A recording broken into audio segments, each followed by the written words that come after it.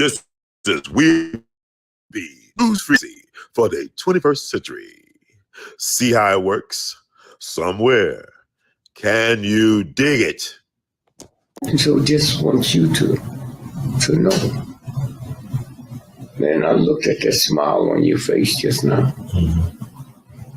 And the first time I ever wished I was a photographer to take that picture and let the world see that honesty and that integrity. And know some of the things I know, how you drive all over the country to chase us down. Chase us down. Okay? We move so fast. I don't know if you're married. I don't know if you're a family. I don't know if you're a wife. Okay? But when we get on here, we bosom friends. Anytime I see you, I stop whatever I'm doing. Hey, my man, how are you? Hey. Hey, man, well, that's, I owe that to you. It's an obligation that you have. How old are you? Oh, 36. So you don't have the right to do what 36 people do. You don't have the right to go to the dance or go to the party. You don't have a right to take that trip to Europe when I might need that plane fare to fly somebody else to feed my people that love me. Mm-hmm. You feed them. Oh, it's one thing being hungry from food. Right. There's another thing being hungry for information. That's right. And that's you the feeder. You got to be the farmer. You got to grow the crop. Huh? You got to till the grain. And at nighttime, when you hear something that sounds like water, you got to go and see if the crop's going to be flooded. That's your job, man.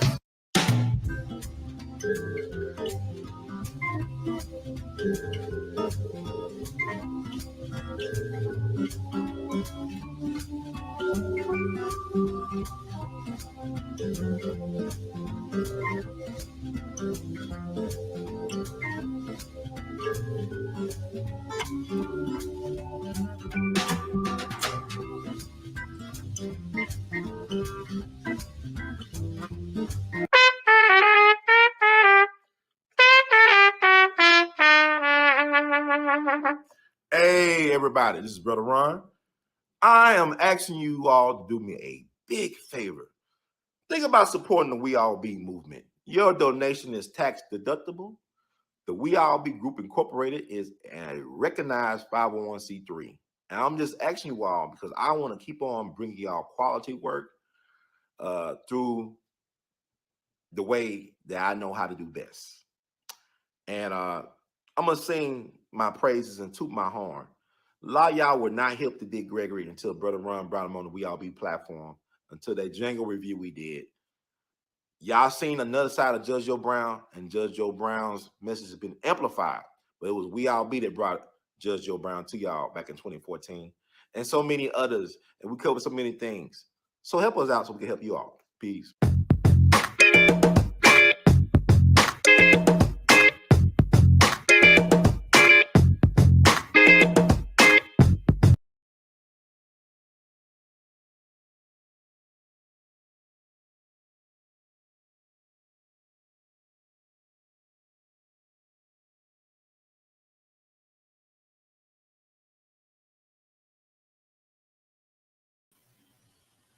Guess who's back again? Brother Ron, tell a friend. It's Brother Ron. This is We All Be News Free Dixie for the 21st century. I'm just checking something out. Hey, everybody, it's me. It's Brother Ron. What's been going on with Brother Ron? You know what it is. Have y'all heard anything about Brother Ron? Heard the word? I just want to come to y'all right quick on this week beginning. Sunday is not really the weekend, it's the week begins. The week began on Sunday. Just looking at see I hope y'all can hear the words come out of my mouth. Like I'll be all right. We'll ride it through. But thank you for tuning out, to tune in to get in where you fit in on We All Be News Free Dixie for the 21st century. So there's some things I want to talk about. Let's talk about the movies, the TV shows. Much to do about nothing, much to do about something. So I just want to talk, get my takes. There's a lot of interesting things going on in media right now, particular in film and movies. Oh, movies, films, TV shows, and a lot of interesting things. And I just watched some movies and shows I want to share my thoughts and insights on this Sunday evening. If you don't mind, thank you for entertaining me, for humoring me on We All Be in It to Win It.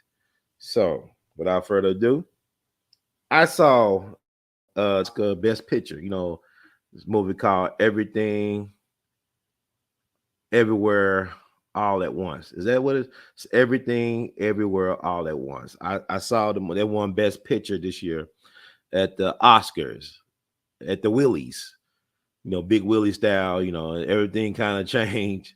I can't believe it's been over a year now since the slap heard around the world happened on Oscars night. So you fast forward to this year, Oscars, and the biggest winner this year was Everything, Everywhere, All at Once. It won Best Picture. I think it was nominated for 9 awards at the Oscars. Won 7 out of 9, including Best Actress with Michelle Yeoh. I think that's her name, Yeoh. She did a movie back in the day with Jackie Chan. From what I saw, some of the trivia, Jackie Chan was considered for this movie. Like the producers of the movie, they were considering Jackie Chan as the lead, and which is interesting because her husband, the guy who plays her husband, reminds me of Jackie Chan. He kind of has, you know, the nose and the look of Jackie Chan. But Michelle Yeoh won for actress, best actress. I think that's the first Asian to ever win a best actress award at the Oscars. You know, Jamie Lee Curtis won best supporting actress. Now, the Jamie Lee Curtis thing, I did not agree with her winning the Best Actress award this time around. I actually felt that the young lady who played the daughter to Michelle Yeoh's, I think her name Yeoh, right? Michelle Yeoh's main character, she should have been nominated and she should have won the Best Supporting Oscar for actress because I think she did a great job in her role as being the antagonist to the protagonist, mother and daughters. You know how y'all mothers and daughters, sometimes when mother and daughter relationships are very interesting, a lot of interesting dynamics in mother and daughter relationships that was kind of explored in this movie. This movie was like everything. It was like part Matrix, part Inception. What's that movie? It's like a couple of different movies, kind of like some Kill Bill thing going on with this movie, Crouching Tiger, Hidden Dragon. Now, this is what I thought of. Now, you know, this movie was everywhere. It was all over the place, and everything was happening all at once. This is like a 2 hour and some change movie. It took me actually 3 days to watch this movie. I ain't got one of those Showtime subscriptions, like, you know, you preview the first 7 days just so I could watch this movie. It took me 3 days to get through a 2 hour and some change movie. I'm gonna tell you why. It is too much happening. It's all over the place. You know, they speaking what's that? Different languages, Mandarin and Cantonese, different Asian languages. Then they go into English. Then they got a lot of stuff going on in every shot, you know. So I was constantly trying to stop, had to digest, like, what the hell just happened? Let me rewind. So I would constantly be rewinding because they're switching from speaking Cantonese, I think it's Cantonese, Mandarin, then English, and it's like all this stuff going on, and all this stuff is like very much about attention deficit disorder going on. Just looking at this thing. And my thing about movies are supposed to make you think this hard. You know, movies are not supposed to be like reading a book. And this movie was too much like reading a book. I was just like, whoa, it's too much going on. Too much all at once. It's everything, everywhere, all at once. It lived up to the title because it was too much going on. So let me just slow down. Wait a minute. I'll tell you, like, a movie I compare this to that I didn't know was going to be really good, decent, was Top Gun 2. Maverick, the Top Gun 2 movie, the sequel to Top Gun that came out years ago, back in the 80s. That movie was better than I didn't have any expectations, to be honest with you, but it was actually good. I think Val Kilmer could have won a best supporting actor at the Oscars for his role as Iceman. You know, it wasn't that much screen time, but Val Kilmer, he killed it with Iceman. I mean, he really did a phenomenal job. It's a minimalistic approach to acting. And I got a greater appreciation for Val Kilmer because I saw his documentary that's on Amazon Prime. And I didn't know he had such a distinguished acting pedigree. Just brilliant guy, a Renaissance man, very accomplished, but very misunderstood. And then dealing with his, I think, a throat cancer situation.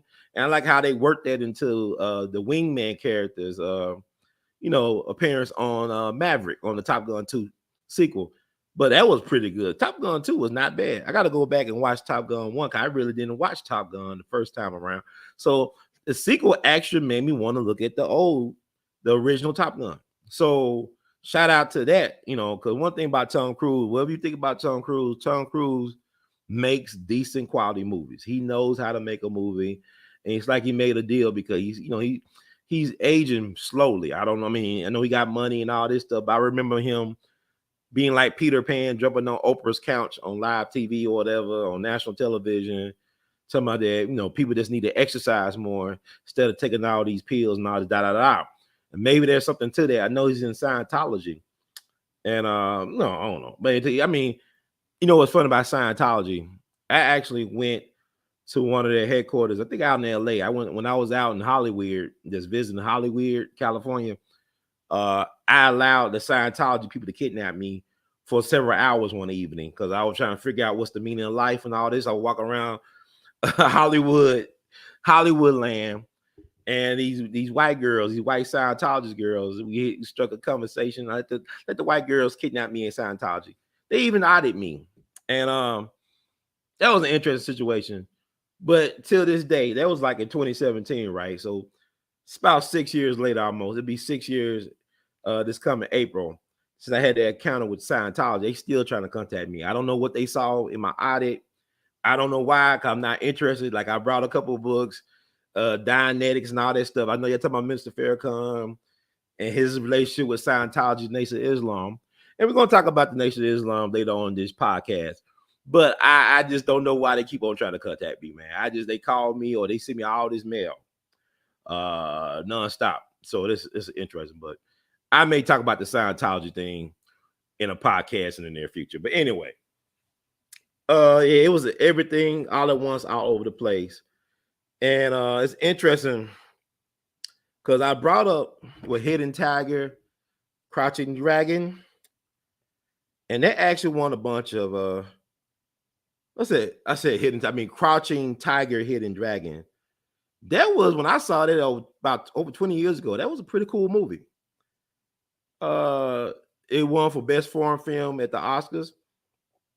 It could have quite possibly won Best Picture. It was a cultural phenomenon when it came out.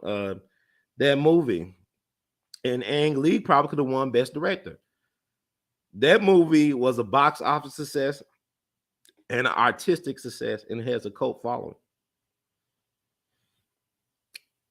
Everything, Everywhere, All at Once is very artsy.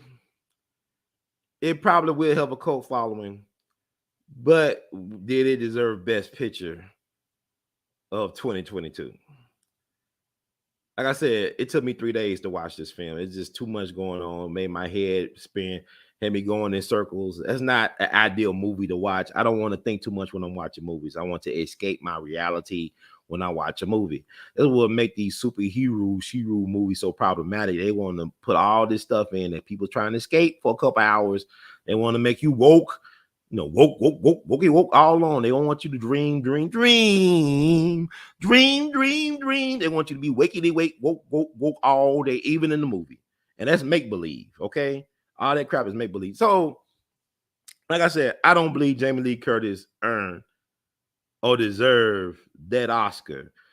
But I'm not saying that Angela Bassett deserved the Oscar, because the Oscars are very political. They're very weird to me because sometimes they'll award somebody in a certain year because they got it wrong some years past. Like, I think that maybe Jamie Lee Curtis's finest movie performance outside her Michael Myers, thing that she does. She's the sister of Michael Myers, not the one, not oh yeah, baby, yeah, not Austin Powers Michael Myers, not him, not Wayne's World, excellent party time, not that Michael Myers, but nah, that's Jason. But Michael Myers will wear the mask, the weirdo psychopath, killing serial killer butcher knife dude. So, but I think her finest performance may have been, oh man, there's a couple actually. I would have preferred Jamie Lee Curtis one for playing the hooker in Trading Places. To me, that was more of a memorable role for her. I mean, she had some meaty parts in there. She held on against some big timers, like Dan Aykroyd and Eddie Murphy. She held on, and I believe she could have won for Trading Places. She could have also won for True Lies with Arnold Schwarzenegger. Get the revolver. She could have won with Arnold. She could have won Best Supporting Actress for True Lies. There's a couple of roles that Jamie Lee Curtis done over the years ago that I think she could have won an Oscar. But this role as the Irish lady, I wasn't feeling it. Now, the movie, the themes of the movie, they speak to me. My thing is, thinking about dreams deferred. I got dreams to remember type of thing where, if you ask me 20 years ago, if I saw myself where I'm at right now, I would say no. I did not see myself in the situation I find myself in now. Do I have buyer remorse on some levels? Of course I do. I don't think nobody. How can you live a life without regrets? That's impossible. How can you live even a so-called well-lived life? You will have some regrets. You will have some what ifs. That just come with just being human. And I think I like the fact that this movie explores the what ifs. What if I chose this way? What if I, instead of getting married or running away with this person, I end up just going to college or doing something else? You got all these things, and it talks about different alternate realities and multiverses and stuff like that. That speaks to me because I feel like, I exist as the artist in this realm, but there's a universe out there or some multiverse that I'm a high-level Prince Hall Freemason. I'm an alpha man. I'm a multi-billionaire. I'm everything that I don't stand for in this matrix, in this realm. I'm something else. I'm a bad man. Or like, I don't have kids right now, but I'm sure there's a multiverse where I have 30 kids by 30 different women. You know what I'm saying? Like, it's like some cats now. You read stories, some guys got 29, 30, 40 kids by all these women. So I could be one of them dudes in a different version of myself. So I like the fact that they explored that. And also the IRS thing. I'm feeling that on the IRS. The IRS, to me, they are a bunch of bullies and terrorists and thugs for me, because, I had one very, very good year, and I'm being punished for having one good year. And so I had to deal with the IRS ladies, which are interested, and they smile in your face. All they want to do is out of you in your back. So, I mean, the IRS is interested because, Al Capone was never found guilty of killing anybody in the court of law, but he was found guilty of income tax evasion. The only way the government could get Al Capone was through income taxes. So you look at Joe Louis. Joe Louis gave the American government $1 million, and he still used the IRS to destroy Joe Louis. Made him a greeter in Las Vegas casinos. The great Joe Louis, the great American patriot, who beat down Max Schmeling in the name of liberty and patriotism and the American way, was done in by the American way. Okay. So, yeah, interesting movie, hard to watch, but you should watch it at least one time. And it was some weird stuff on. I wasn't feeling it. I saw the award-winning Oscar speech from the producers, creators of the film. Dude talking about, he used to dress in drag and all that stuff, and it's like it was very homoerotic, and some things in there. I like, what is up with these putting things up people's anuses? Was that really necessary? Was that really needed in that film to show? Now I think about Pulp Fiction, another Oscar nominated film. Samuel Jackson definitely should have won a Best Supporting Oscar for his dynamic role. he played an iconic role in Pulp Fiction. They robbed him, but you remember the scene where you took the biggest, baddest black man, Vin Rames, Marcellus, right, and then bend him over. He getting screwed by this white nationalist, redneck, weirdo, S.A. Brown shirt, Proud Boy looking mother MFer. Why are they gonna do that? You know, why are you gonna break this man down like that? That's really buck breaking. I mean, what was the need to bend Marcellus over and just work him like that? And then you want to redeem Marcellus, like, we're gonna get medieval on this, but they got medieval on you, bro. They red hot poker style, you know what I'm saying? Red hot chili peppers in the anus, insane in the membrane. So I wasn't feeling all the and then the hot dog fingers, you know, I didn't want to eat a hot dog for a while. Watching them hot dog fingers, I don't know what that is about, but the movie's all over the place. It lives up to the title.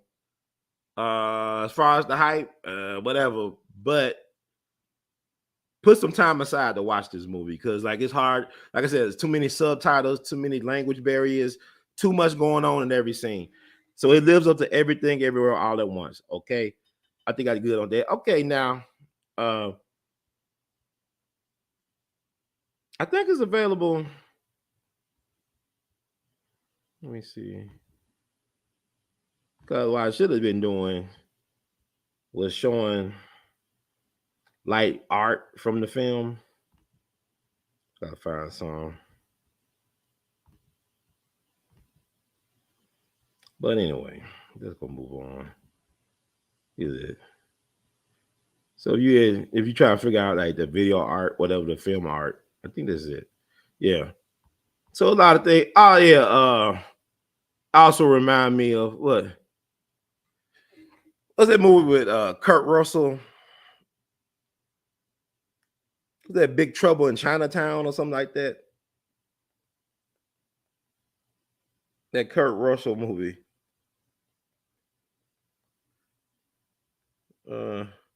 See, I just pop all over the place. Big Trouble in Little China. Yeah, you remember that? It kind of reminded me echoes of that. So it had a little bit of everything. Like it was paying homage to a lot of different movies and stuff like that. But yeah, that Kurt Russell movie, that actually was a better movie, Big Trouble in Little China. Compared to the standards today, it could have won an Oscar. You know, I gotta look at that movie. But anyway, Everything, Everywhere, All at Once lived up to the title.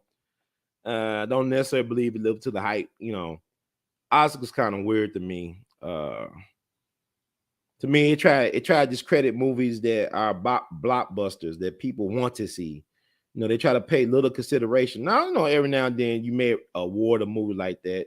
They do award movies, but you know, you look at that year when James Cameron lost to his ex-wife for Hurt Locker. Avatar should have won Best Picture of the Year. Avatar was one of the biggest grossing movies of all time. Well done movie. James Cameron, the cat that brought us Titanic, with Leonardo DiCaprio and I think Kate Winslet is her name. I think Kate Winslet.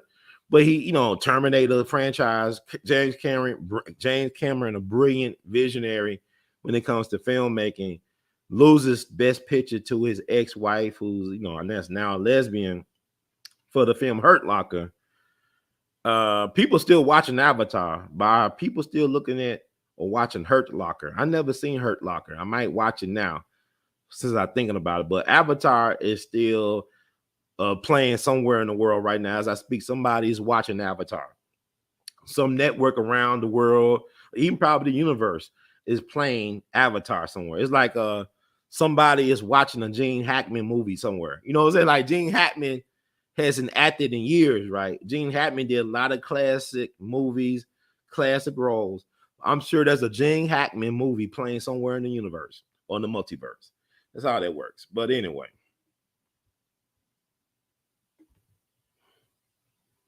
Yeah, Everything, Everywhere, All at Once was Everything, Everywhere, All at Once. So moving on.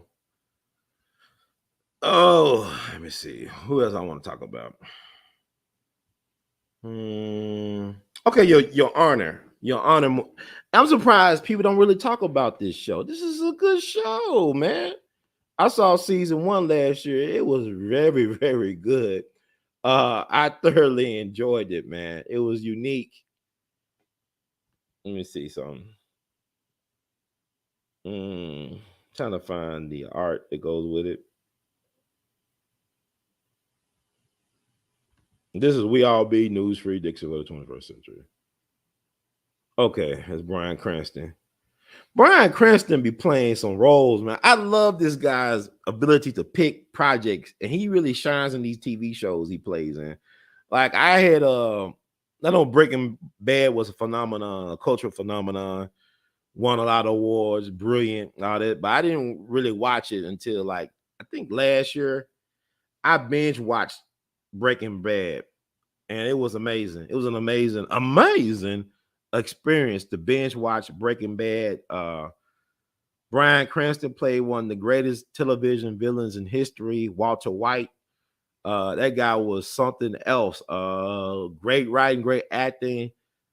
The guy who plays Jesse, his protege, Jesse. He really won me over because he really grew into that role. They picked the right person for that role of Jesse because Jesse went from a clown to being a real contender. I could have been a contender. He was a contender. He wasn't a pretender. He was a contender. So I mean, and I love Giancarlo Esposito's, acting. He's brilliant. Giancarlo is so brilliant, and that Gus character was phenomenal.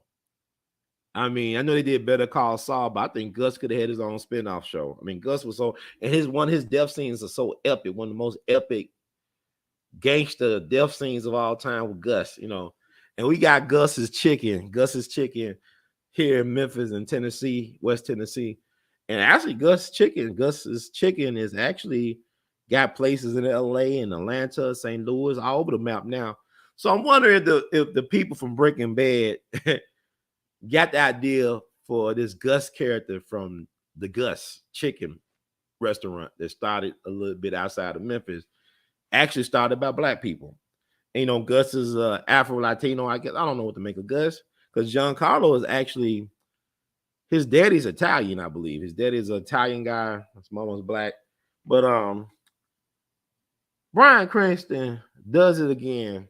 And I love him in LBJ all the way. He really captured the essence of Lyndon Baines Johnson. And this is a great actor, man. But in this show called Your Honor that came on Showtime, is 2 seasons in, he plays a New Orleans judge who tried to cover up his only son's involvement in a tragic hit and run accident that kills the son of a very powerful mob boss in New Orleans, played brilliantly by Michael Stuhlbarg. I think Stolberg. That's the cat who played brilliantly. He played Arnold Rothstein in Boardwalk Empire. His portrayal of Arnold Rothstein was one of the best things about Boardwalk Empire. Boardwalk Empire to me failed in a way because it had everything that you could ask for a great TV show, for the makers of an epic classic TV show, and it failed. It failed to me. I don't know, was the writing? I don't know if it had this like everything everywhere all at once vibe. It actually had an everything everywhere all at once vibe because, like, if you want to do Chicago mob history, just have it in Chicago. Why include Atlantic City? Or you want to do New York mob history, why not have it set in New York? Why put in Atlantic City and all this stuff? It's just some stuff like whatever. And I always tell people, do not try to get a history lesson from a TV show that's based on a true story. It's not a history lesson. Trust me, it's not. And that speed me up to the GODfather of Harlem, but I'm talking about the GODfather of Harlem later on. But getting back to Your Honor, Bryan Cranston plays a New Orleans judge who tried to cover up the hit and run accident committed by his son, who happens unfortunately to kill a young son of a powerful mob boss. As I said, played by Michael Stuhlbarg. And it was actually pretty good. It's very Shakespearean tragedy, a modern day Shakespearean tragedy. And it's worth watching. Season 1 was especially good. And I really thought the way it ended, it will be a one and done thing. Like they will not make any more seasons. Like this will be like a limited run type of thing. But lo and behold, they made a season 2. Now, season 2, I did binge watch it, but it wasn't the same as season 1 because season 1 was so surprising to me.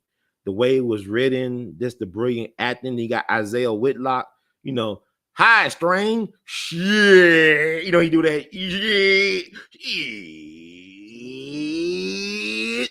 Isaiah Whitlock, I love him, man. But he does his thing as Bryan Cranston's best friend in this thing who's running for mayor of New Orleans. And in season 2, he is the mayor of New Orleans. And he's the people's mayor. He want to do things, but he's also the godfather of Bryan Cranston's only son who gets involved in this tragic hit and run. And so as a good godfather, he's trying to help his godson by, getting somebody to steal the judge's car that his son was driving in when he hit the mob boss son who was riding on his new motorbike given to him by his mob boss dad. Okay, the Baxter, Godfather New Orleans. Okay, so it's like a Romeo and Juliet. It's a Shakespearean thing because like the son of Bryan Cranston falls in love with the mob boss's daughter, his only daughter. They end up becoming real close, had boyfriend girlfriend relations, and things happen. But then also what's tragic is that the Isaiah Whitlock's character recruits one of his underworld people to steal the judge's car. This black kid steals the car, ends up getting caught with the car, being accused of being a hit and run that killed the mob boss son. He gets killed. And then his family get killed in a so-called gas leak, but we're the mob boss goons blew up the house. But here's the thing that I like to talk about. And I'm not trying to tell everything. I need to look at Your Honor. This binge watch Your Honor season 1. Try to get through season 2 because season 2 is not as great as season 1. And I'm going to talk about that. But I also want to talk about this in particular. Let me see. I want to shed a spotlight on this young brother. Let me see something. Benjamin Flores Jr. This cat right here steals the show. This the young man who brothers get blamed, his older brother gets blamed for killing the mob boss son, Rocco. Baxter's son was named Rocco. Beloved son. He was an angel Rocco. And his brother steals the car, was recruited by one of Isaiah Whitlock's police goons via one of his street goons. Recruited his brother to steal the car, but he ends up getting blamed for the hit and run, even though the car was stolen like a day after the hit and run occurred or something like that. So the timeline didn't match up. But anyway, he got killed, got brutally beat down by Rocco's big brother, who's a thug, Al Capone wannabe guy, and a mama's boy. And but Benjamin Flores Jr. plays Eugene Jones, who becomes the breadwinner of the family. His older brother get killed, and so he's next in line. So he try to take care of his little siblings and his mom the best he knows how. And as he was getting food for the family, the house blew up by the Baxter crime family organization. But I want to share a spotlight on Benjamin Flores Jr. because I didn't know this was Little Peanut. Little Peanut was a rapper, or is a rapper, who's from Memphis, Tennessee. He was like rapping when he was a little kid. I actually had Little Peanut perform at a Jimmy Lunsford event some years ago when he was he was born July 24th, 2002. I could be this guy's father right now, but I had him perform when he was like 6 years old. He had to be 6 years old. When we performed at Jimmy Lunsford's birthday celebration, we had at Elmwood Cemetery. I got this on film. I got to find the film. I got to go through my archives. But we had Little Peanut. Benjamin Flores Jr. was known as Little Peanut back then. He performed at the Jimmy Lunsford birthday celebration back in 2009 at the Chapel Hall or Chapel Room, or at the chapel at Elmwood Cemetery, which is at the front entrance of Elmwood. There's a chapel, and they let me rent it out. and I had people perform honoring the legacy of Memphis music and Jimmy Lunsford. And he actually was rapping Little Peanut, and then Little Peanut ended up doing Hollywood. He did some Disney shows. He was one of the voice characters on Happy Feet. You know, you remember that movie Happy Feet with the penguins dancing and stuff. Dance, dance, dance, dance, dance, dance. But he did a lot of Disney shows and stuff and movies since that time.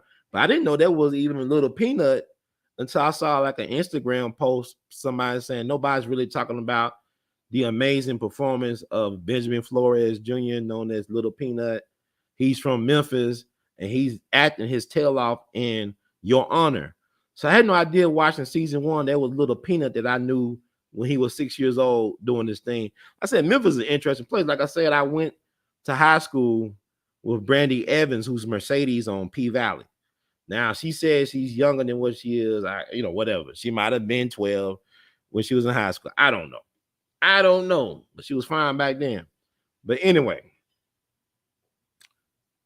shout out to that brother, because in season 2, he gets a lot of screen time and he delivers. To me, it's a travesty that this brother, I don't know if he was, y'all let me know, because I don't watch award shows like I used to. Never was into the Grammys. Used to watch the Oscars. Now I don't even care for the Oscars after the last 3 or 4 years. I don't really care for the Oscars. I will hope somebody nominated this brother for an NAACP Image Award, because he actually plays a person who's trying to seek vengeance for the death of his whole family. He's the only surviving person of his family. You know, his brother got killed, falsely accused of killing a mob boss son by the mob boss's other son. Family got blown up by the same crime family. Been through a lot of stuff, but just watch season 2, and he plays Eugene Jones in that, but he does a hell of a job. He has some serious acting chops. And to me, he should have won an NAACP Image Award for his portrayal of Eugene Jones. And for it was an amazing scene where his lawyer, his attorney, was trying to get him a plea deal. And he basically said, well, I want to tell my truth. He said, but this could give you like 30 years to life in prison. I got to tell my side of the story. To me, they spoke of a certain type of integrity. And also, he was willing to be held accountable and responsible for what he did by accident, not realizing that karma used him to deliver justice. So that's all I'm gonna say about that. But check out Your Honor. Look at season 1, binge watch it, because trust me, you will binge watch it. And season 2, try to get through it, because my problem with season 2, season 1 was unique. It was his own show. It had his own distinctive identity. But season 2 became too wokish to me. It's too they added Rosie Perez, and that changed the dynamics of the show. And the writing reminds me of The Chi. You know, the writings went really wokey woke, and it's black girl magic, women run the world type of anthem. I just wasn't feeling it. I'm tired of these shows that I watch, like the Ozarks and this show now. They act like all the men, we're just stupid. We just cavemen, we barbarians, we don't know how to think, we're not strategic. And the women got all the answers. They know how to make things happen. The women are to calm, cool, and collected. That's not real, because even the Ozarks, as much as I like this show is all about some women, women empowerment stuff. That's not realistic, because if you look at the Ozarks, the reason why a lot of things went sideways because of Wendy, because of the wife, not because of Jason. What's his name? Jason Bateman. That's his name. He plays a lot of good stuff, not because his character, but his wife Wendy. She was, and then you look at all the women in this show. They had some power, was a little bit off and awful, and so you see this type of thing repeated in Your Honor season 2. Well, even the mob boss wife is crazy, played by Hope Davis. It's like Baxter's like, if he's Bill Clinton, then she's definitely Hillary, because he is like on some Black Widow, uh, woman of death stuff going on with that one. But like I said, and also like the lack of I appreciate what Benjamin Flores Jr. did in this role with Eugene Jones. It showed him some backbone, but the lack of strong Black male characters, and not only the lack of strong Black relationships, hetero Black relationships. It reminds me of a Lena Waithe production. I know I gave her a Lifetime Achievement Award, but it reminded me season 2 was too much like The Chi, because there was no good example of a healthy Black hetero relationship in the show of season 2. You had the leader of the Desire gang, Desire Project gang, was led by a Black woman who was a lesbian, who brought a club to showcase her trophy girlfriend, this beautiful songstress, and she was over these men. Like, it was weird. Like, like all the dudes looked like were weak. Like, even her lieutenant, her right hand, was her nephew. She was called Big Mo. He was Little Mo. To me, Little Mo was more in touch with his feminine side than, I'm not saying he was gay. He didn't play. I'm just saying he was more in touch with his feminine side than his aunt was. She was like, a monster. It's like, she like, you got more testosterone than anybody in the room.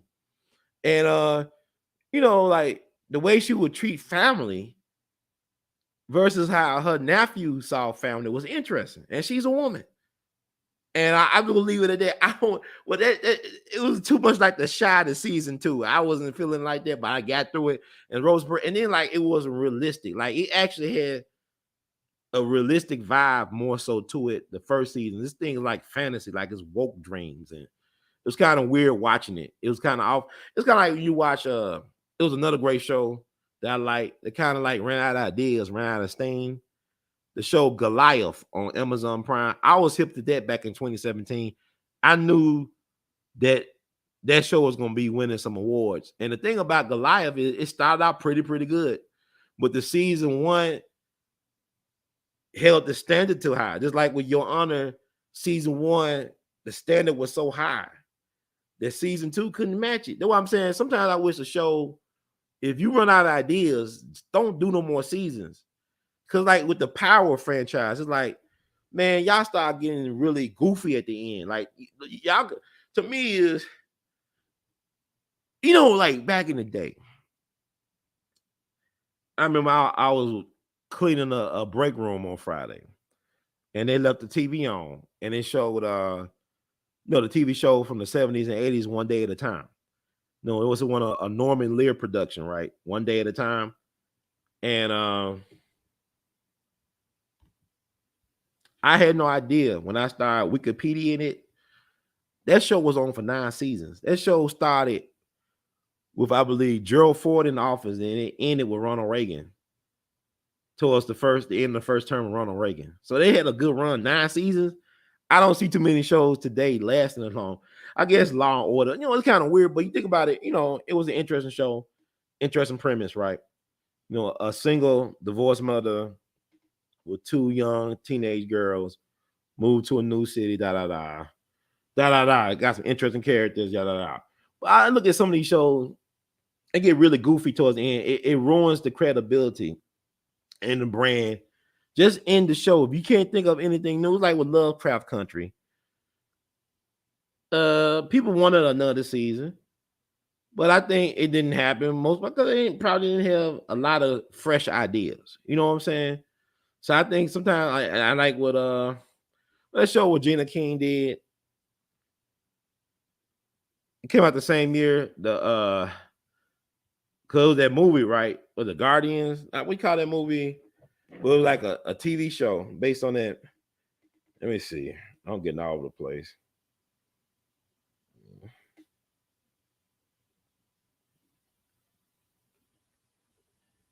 It was based in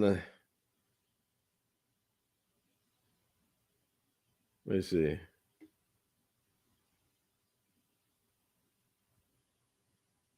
I'm just trying to, that show that came out on HBO with Regina King as lead, and it had the Tulsa, Oklahoma race massacre as the focus, and the aftermath. The Watchmen, right? You had the Watchmen miniseries, right? And people wanted the second season, but I think the creators of that said, I read somewhere, I think that, hey, we didn't have any ideas, and so we just, hey, one and done. And I'm fine with that. Like, I believe Your Honor could have been one and done. That'd be fine. But, season 2 ain't bad, but it's like, it just went the way of a lot of good shows. It's kind of like we're going to retread, and, we're not going to break new ground or go to high ground. We're just going to walk over the same old stuff. But it's worth watching, especially for the maturation of Eugene Jones, how Benjamin Flores really developed that character. He deserves to be recognized for his acting brilliance. So Your Honor season 1 and season 2 is worth watching. But to me, with season 2, like the outcomes, I'm not gonna give it away, but the outcome, it doesn't make sense to me. It doesn't, like, it's too fairy tale-ish. Because you got to think about it. This is taking place in New Orleans. Ain't no fairy tale for black folks in Louisiana. Louisiana got some of the highest incarceration rates per capita in any place in the world. Think about Angola. I had interviewed one of the Angola 3. These guys was in solitary confinement for decades. And the real reason they was in solitary confinement for decades because of that prison activism. Not because they were criminals or felons, because they were trying to elevate and create a better place and space for prisoners to heal and be whole and be treated as human beings. That was their real punishment. So they was put in solitary confinement for 20, 30, close to 40 years. And I interviewed Robert King. He was Robert, I think his name Robert King. I don't get it. Like, he was the first one to get released. He got released in 2001. He spent like almost 30 years in solitary confinement. I remember interviewing him on We All Be radio podcast when we did Blog Talk radios, some years ago. And I said, you was in solitary confinement for almost 30 years. How did you keep from losing your mind? And he basically said, Brother Ron, what made you think I didn't lose my mind? It's not normal for human beings not to have social interaction for that long, for years and years upon years. That's insane. That's inhumane. And that's America. So when I saw what they did in the last episode of season 2, I said, that's not realistic. Some of it is believable, but a lot of it is a stretch of the imagination. But I would say this, it does the job that I wish Everything Everywhere All at Once did. I didn't really think that much while I was watching this stuff. I just like, I just let it run all over me. Just let it run all over me, right? It wasn't too much of me pausing and rewinding because I didn't know what they said. I didn't understand the context. Not that much thinking involved in watching this. So it's good TV. But I said Rosie Perez, her character was kind of weird. It was like her character was Everything Everywhere All at Once in that show. So, but I will watch anything with Bryan Cranston. I will watch because he has a great track record when it comes to film and TV projects. So with him in it, I said, okay, it could be watchable. It may not be believable, but it could be watchable, but it is TV. So it is what it is. So check out Your Honor season 1, especially, but also season 2. I ain't want to give away too much of anything. It's on Showtime. Okay, peace on that. So moving along. I hope you can understand the words that come out of my mouth. I know I talk fast, but I get through it. And y'all can support the channel. If you like the words from Brother Herb, please spread the word. We All Be TV. Cash App your support, $sign R2C2H2. You can PayPal, Google Pay, and Zelle your support. The email, r2c2h2@gmail.com. You can Vimo your support at R2C2H2. That's Vimo at R2C2H2. Apple Cash, 901-299-4355. That's 901-299-4355. Or you can join our Patreon, patreon.com/weallbe. Become a member of this channel as well. Thank you to D. Griffith, my lone member, but the best is yet to come. I got a lot going on, folks. I just don't talk about everything. I'm just losing people left and right, and got a lot going on personally, and got a lot going on, hopefully professionally. Life is busy for me right now. I don't know what it is to be a grown person to be bored. I meet some people say, I'm bored, I'm grown. How can you be grown and be bored? Because this is so much going on, so much to consider and digest, so much to get through. And my days be flying, and I be doing stuff, getting things done. I'm proud of myself for that. I really am. So I'm just trying to, let's see what I'm trying to find. Trying to find.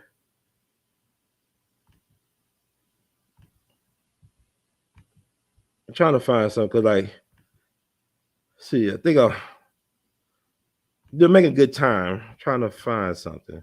I thought I had it pulled. But have y'all watched that show Swarm by any chance? Swarm. Anybody seen the show Swarm? What is this? Okay, damn, luck of the draw. This show right here, man. Oh my God. Where do I begin with Swarm? Jesus Christ. I just I don't know. It proves my point that social media is MK Ultra. Like all of us who got social media accounts and followings and we engaged in this social media phenomenon, we are all potential Manchurian candidates. And this show makes a beautiful point. Very scary, dark, twisted, funny, but really threatening and intimidating and anxiety filled point. You know, uh man, oh my God. Let me get my thoughts together, man. I just woo boy, this show here. Donald Glover never disappoints, man. This is a Donald Glover production. I believe he has this big, nice deal with Amazon Prime to create original content, and he is delivering, man, with this Swarm alone. I mean, Atlanta, but this Swarm thing, oh my God, it really, oh my God. Do yourselves a favor. This is what I did. I started watching, it's 7 episodes. It's season 1, 7 episodes. I started watching Swarm Friday night. Oh my God, that first episode, it blew my mind. I had to take a break. I wasn't expecting what I saw. But my thing is, I don't really expect too much of anything out of these movies and TV shows. And that's what makes it so good when you get rewarded by not, expecting to be rewarded. You're like, oh my God, what the heck? And shout out to Dominique Fishback, because I was wondering about her the other day. I said, when is she gonna do something? Because she has talent. I loved her in Judas and the Black Messiah. She was very likable in the Power movie on Netflix. I think it was called Power, right? With Jamie Foxx. That movie that was set in New Orleans. But Dominique Fishback, boy, she got some acting chops, man. I didn't even recognize that this was her. I mean, it was totally different character that we used to seeing her. Like she was Fred Hampton's fiance and his baby mama to be in Judas and Black Messiah, so supporting, so feminine, so loving, so giving. And then she was a great protagonist in the Power movie. I'm gonna make sure because like y'all getting them comments, man. That man got the movie wrong. I can't trust nothing what Brother Ron say. He got the wrong movie, the wrong actor, and everything, man. Can't trust what this dude got to say about nothing. And that's why I don't really have the need to always get on here and speak and just talk yappity yap. There's so many people out here just talking. I mean, thank God. I guess it's like with Andy Warhol. He said everybody will get their 15 minutes of fame. So a lot of people out here, they got they following in social media. I don't feel the need to always share everything that's on my mind. I don't. You think I do, I don't. There's a lot of times I be agonizing on coming on here and doing anything. I said, there's so much people just talking and yakety yak. Project Power, right? Okay. Project Power. Project Power. Yeah, that was it. Project Power. That was the movie from Netflix with Jamie Foxx. That was a good movie. Project Power. Okay. But she plays a lady named Dre in this movie, and she's an obsessed fan with this music artist known as Niger. We all know Niger is based on Beyonce. Matter of fact, Niger hometown is Houston, Texas, where Dre is from. She's from Houston, and Chloe Bailey plays her foster sister. They're very close. Chloe Bailey, boy, she is a fully grown, sexy woman. I tell you, she got some curves on her. She's voluptuous, got curves. Man, I ain't know Chloe was working with that. But anyway, Dominique is a doting foster sister. She loves her foster sister Chloe, like they blood sisters, and they're both big fans of Niger. They're part of the swarm. Beyonce got the Bay Hive and all that stuff. So, Niger won 26 Grammys. Beyonce got over 30 plus. Interesting. So, I like how the show opened up with this is fictitious, but it's based on true events. So it's interesting. But Dominique Fishback as Dre, man, she tapped into some dark energy on that one, man. She probably got a detox from that role. It's kind of like how Michael B. Jordan talks about Killmonger, how he really got to him mentally. Or you think about Heath Ledger with the Joker character that he played that got him an Oscar, but got him dead because he got lost in that character. And it's easy for actors to get lost in character, especially if you commit yourself to the role, you do your research, you get into the character, you method acting, all this stuff, get into the psychology of your character, of your role, You saw with the dude with Austin Butler who played Elvis, like he won that was it Golden Globes or Emmy, what that Golden Globes, I think, and he sounded like Elvis. Thank you very much, thank you very much. Because he was like studying Elvis, his mannerisms, researching Elvis for couple years to get that role. That's why he was acknowledged for being great at playing Elvis, because he got into that role. So Dominique, she really went into some darkness because in this movie, she's a serial killer. All for the love of Niger, a devotee to the goddess Niger. It's like you got these Bay Hive fans. You can't criticize Beyonce, they come at you, they swarm at you. Killer bees, swarms. But yeah, so this is like a love letter to the Beyonce stans. I look at Swarm as a love letter to the Beyonce stans. And this is definitely because even Naja has a spiritual sister. She's more artsy and spiritual. So I guess, Solange, Solange is not Beyonce. Beyonce is a cultural phenomenon, but Solange is a spiritual, artsy. And I actually do like Solange stuff. She's actually to me, Solange is a artist. I like Don't Touch My Hair. It's the fact that she did collaboration with the Sunrise Orchestra.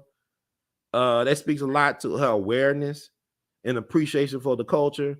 And she's tapped into that. But I like some of the stuff she's done, but it's just the way the world works is kind of weird because in a different multiverse or universe, Solange is a bigger star than Beyonce. And Beyonce is weird to me because Beyonce is almost like a Stepford wife in a way because, she's a great performer. Beyonce is an amazing performer. She put a lot of work into what she does. It's not just the singing. Because people say, well, she's not the greatest singer. It's not about the singing. It's a performance art. She's a performer. It's not just singing. It's not just dancing. It's a little bit of everything. And she got it. And she is she's well packaged. You know what I'm saying? You don't really know what Beyonce thinks about anything. You don't. She's the perfect marketing tool. She's not too political. She's really not too controversial. Regardless of y'all, people want to see her. You try to read into Lemonade or her Black Panther performance at the Super Bowl, and you really don't know what Beyonce really thinks about anything. I remember listening to her interviews years ago. Beyonce, she said she was from Houston. She's like a pretty old country city girl. But you don't hear too much of Beyonce say anything these days, except the right things for her to get whatever she get them $1,000 tickets, get them people to buy them $1,000 tickets. But she's a cultural phenomenon. But this is definitely like a love letter to the stance of Beyonce Beehive. Because I believe there's people out there that would probably do these things for Beyonce. Y'all forget, it's like a cult. It's like people forget that Charles Manson was a musician. Charles Manson was working with Dennis Wilson from the Beach Boys. He wanted to be a artist, a performing artist under contract somewhere, perhaps. But I will tell y'all to go listen to some of Charles Manson's music. To be honest with you, Charles Manson had some talent. I ain't gonna lie. He actually had some talent. He had a gift for words and persuasion, as we all know. He had certain charisma about him, but he actually had some music ability. So it's not, and he had a cult.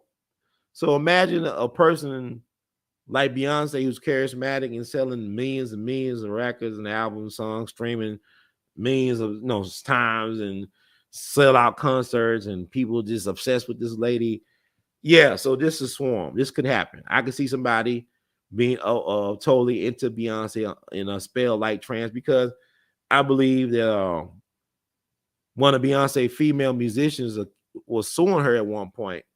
I think she said Beyonce put a spell on her or something like that. And people laugh at that. I don't know what Beyonce is from that Houston, Louisiana Creole type of stuff. I don't know. Women, I heard women, some women cook spaghetti for you and they put a bloody tampon in the spaghetti. You don't know what you're eating. Then you say, I can't stop thinking about this woman. Every time I think about spaghetti, I think about her spaghetti. Lord, I need me some legs to go with that spaghetti. I need some legs to go with that spaghetti. Some thighs and breasts to go with the spaghetti. I need her thighs and breasts to go with the spaghetti. So you know why you saying all that? You know what I'm saying? So, they play so many people witches and Wiccans. I don't know. Who me to say? But like the Swarm thing, y'all should check that out. I most definitely should check it out. Like I said, Dominique Fishback, man, was interesting. There's 7 episodes, and like you could easily watch these episodes. They're under 40 minutes long each for the most part. Episode 6 is very interesting because it comes like a true crime discovery, ID documentary, true crime drama, true crime thing. And like it's weird. I mean, it's just strange because you now have a detective from Memphis, this black woman from Memphis. I guess he got that from another 48. Because we have a detective that's well known from the first 48, very popular. And she's the first lady of East Trigg Avenue Church, East Trigg Baptist Church. She's the first lady of that church. She allowed us to have a Jimmy Lunsford event in honor of Dr. William H. Brewster and Dr. Lucy Campbell at the church. Dr. William H. Brewster used to be over East Trigg Baptist Church back in the day. That was Elvis's favorite minister. Elvis used to come to South Memphis, the East Trigg Baptist Church on Sundays to listen to Dr. Brewster and his choir sing. And sometimes, from my understanding, he would sing and participate himself because Elvis had a love for gospel music. And really, if people don't know that Elvis won his Grammys for gospel inspiration music. Take the time to listen to some of Elvis's gospel music or spiritual music. It's pretty good. I was listening to it the Thursday that Lisa Marie died. I had no idea that she'll be dead later on that day, but something told me you need to listen to some Elvis gospel music as you get ready for your day. So I put on some Elvis, not realizing that Lisa Marie was out of here that same Thursday. But anyway, what am I gonna say? Beyonce should do a gospel album. She should do a gospel album, and that will win her that album of the year Grammy that she wants. Do a gospel album, Beyonce. Your fans tell her to do a gospel album. But like they did episode 6 with Departure. It was a true crime documentary. They had a black woman who was the detective, going investigating, traveling around the country, conducting all these isolated cases and figuring out that this was all done by a serial killer. But not only a regular serial killer, but a black female as serial killer. She figured it out because she started investigating the victim's social media, and the one thing they had in common, they all hated Naja. That was Dre's goddess. They hated her. So that episode 6 threw off a lot of people because I thought this Dre Green, Andrea Green was a real person. So I had to actually I started Googling it, but then it said she wasn't real. And then it was like to throw people out because even in that episode 6, they interviewing Donald Glover on the red carpet at the Atlanta premiere, his TV show. And he said, "Yeah, I'm working with Don Fishback on a project about Dre Green, da da da da." And you think like, was this a real person? But they actually at the end of the episode, they had a phone number you could call if you had any information on Dre Green. Number of the police tip hotline. If you have seen or have any information on the whereabouts of Andrea Green, please enter the crime reference number A533. Who's your favorite artist? Who is your favorite artist? So that's the number you could call, right? And I called, and they would have had this pre-recording. And I was like, man, they really went all out for this. But this is like this swarm thing, man, it was disturbing, man. I ain't gonna lie to you, but it was like a car wreck. It was disturbing, but I couldn't keep my eyes off of it. I kept having to watch it. And I thought it was gonna be like 8 or 10 episodes. So I was really disappointed it was only 7 episodes, but I'm sure it's gonna be a season 2. But like they had Leon in there. They had Norm Lewis. Norm Lewis is so gifted. I don't think people understand how brilliant Norm Lewis is, because I came aware of him on the Shonda Rhimes show, Scandal, because that's the one that old girl should have married, but she wanted to be a side piece with no fries for the President Grant. The Norm Lewis to me, like he's a Renaissance man, but it was good. And then to see Cree Summer in there too. That was a throwback to see Cree Summer in there. I'm not gonna give away everything in the show, but it's a show worth watching, man. I really enjoyed it. It was sick. It's something, but it's something about he even had Billie Eilish in there as a cult leader, because it's an episode where the Dre character, Don Fishback character, trying to go to Bonnaroo. That's in Manchester, Tennessee, Bonnaroo. There's like a big music festival, right? So she'll try to see Naja at Bonnaroo, but she end up getting kidnapped by this cult, this white woman's cult, this white womanist feminist cult led by Billie Eilish. And that episode was interesting. The whole thing is like, what the hell? It was some things that happened in those episodes I didn't see coming. But shout out to Donald Glover. He's at the top of his game. Like you got Donald Glover, you got Shonda Rhimes, I guess you got Lena Wave. You got Jordan Peele. They are at the top of their game, whether good or bad, better for worse. They doing it what they do. But shout out to Dominique Fishback. She really delved deep into this role. I mean, she really delivered the goods. She really sold that Dre Green. And I thought this was a real person based on episode 6. So what more can I say? Yeah, that's about it. Did I do it justice? I don't know, but I want y'all. If I got Amazon Prime, or you know somebody got an Amazon Prime, binge watch Swarm. Zzz, killer bees, killer bees. Zzz, and every time she's about to kill somebody, zzz, and then think about it. Like I said, social media is MK Ultra. It's training us to be Manchurian candidates. Think about John Hinckley Jr. had social media back when he had went out to Reagan for Jodie Foster. If he had social media, think about if there was a social media for Diana Ross in her prime. Diana Ross is really the blueprint for Beyonce. What if Diana Ross had social media back in the day? You know, think about all the stuff that we are not privy to because there was no social media. You know, people talk about Ja Morant. You could talk about whoever do something crazy on social media. But imagine the Showtime Lakers had social media back in the 80s. Imagine if Rick James had social media. Very freaky girl. Don't bring home the mother. What you put on top of Instagram. She will never let your followers down. Okay. So anyway, that's something to swarm. That's something to think about. Okay. You did. And last but not least, man. I can't believe I got through this. Ain't the best reviewer, but I gave y'all something to talk about. Giving you something you can feel. Because I gotta go to sleep, I think. I gotta go to work at 5 o'clock. Anyway, if you like what I'm doing, you want to see more of it, please support the move. Your cause just because. And I'm not checking out the chat room. I hope y'all getting along in the chat room. I'll look at it towards the end. Trust me, I'll look at it. I acknowledge my fans. Bzzz.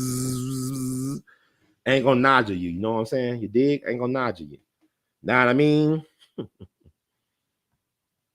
Oh, yeah. Woo! Harlem is mine. What's that? Brother Forrest Whitaker, the Godfather of Harlem. I had to see the finale for season 3. Did not disappoint. My thing is this. I be checking out people's social medias about Godfather Harlem. They say it's not realistic. They say this and that. It's not based on facts. Da. I tell you this. Art is a lie that make us realize truth. Picasso said art is a lie that make us realize truth. The Godfather of Harlem is not about Bumpy Johnson. It's about exposing who killed Malcolm X and who put drugs in the so-called black community. Let me repeat. Let me get a drink of water. The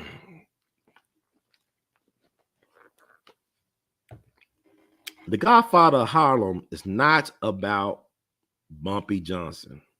It is about the folks, the entities who killed Malcolm X, L. Haj Malik El Shabazz. Because y'all think y'all funny. Well, no, his name ain't Malcolm X. It's L. Haj Malik El Shabazz. Well, his name ain't Martin Luther King. It's Michael King. Okay? I don't care. Look, whatever you know. Some say Kwame, Torre, some say Stokely Carmichael, and they both right. Let's get beyond that. But a lot of people say, I can't watch it, but y'all can watch Power and Empire when they get all goofy at the end, because like a lot of these shows, they lose ideas. And it's my hope maybe the Godfather of Harlem will end after this season. I will give it 2 more seasons because they still have a couple of storylines they could go. They still haven't really introduced a Frank Lucas character yet.